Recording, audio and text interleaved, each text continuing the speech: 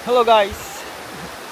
Andito tayo ngayon sa ilog ng Barangay Canor Zabala para humanap ng spot.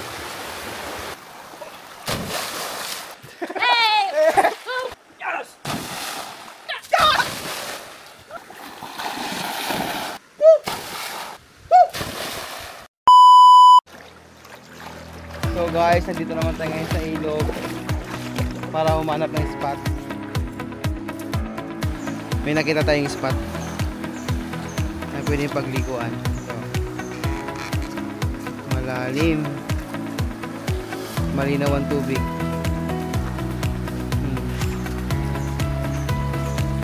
Isa pang kinaganda doon ay malilim dahil natatakpan siya ng mga kawayan.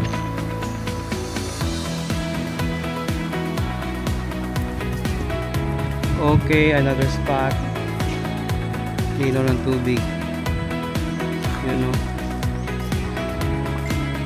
Tamang-tama sa mainit na panahon. Okay. Ganda. Okay guys, another spot. Pangatlo na to ah. Pangatlo na. Na pwedeng pagliguan. Oh.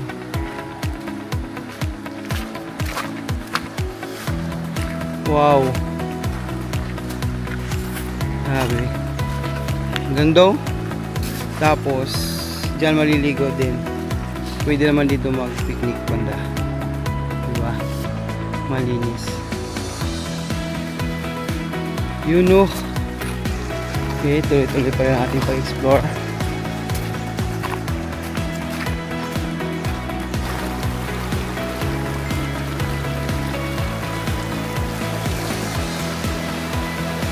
May mga nadaanan na tayo. Perfect para sa mga picnic o sa mga gusto lang maligo at magdala ng pagkain, pagkada o pamilya. Meron natin mga daanan doon sa baba. Ngayon, dito sa taas. Meron pa rin tayong mga nakikita ng spot ng mga ganda. Kaya nga, ito tabi. Medyo may kadulasan lang yung mga patok. Pero ito sa baba ng isang kilalang liguan, meron agad-agad. Malalim. Hari-hari. Ang dulas. Yun o. Malalim din. Pwede nang maligo dito. Then dito yung tambayan sa portion na to. Diyan. Andito na tayo sa kilalang liguan dati to eh. Hindi ko lang matandaan kung sandigan o magsandig yung pangalan ng area na to. Malalim to.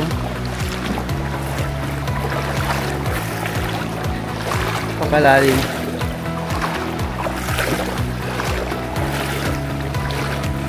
Green yung kayo ng tubig.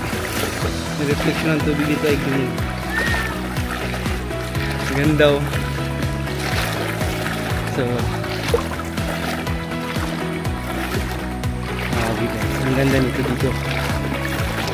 Lalim pa. Lalo na pag dito kasi ano.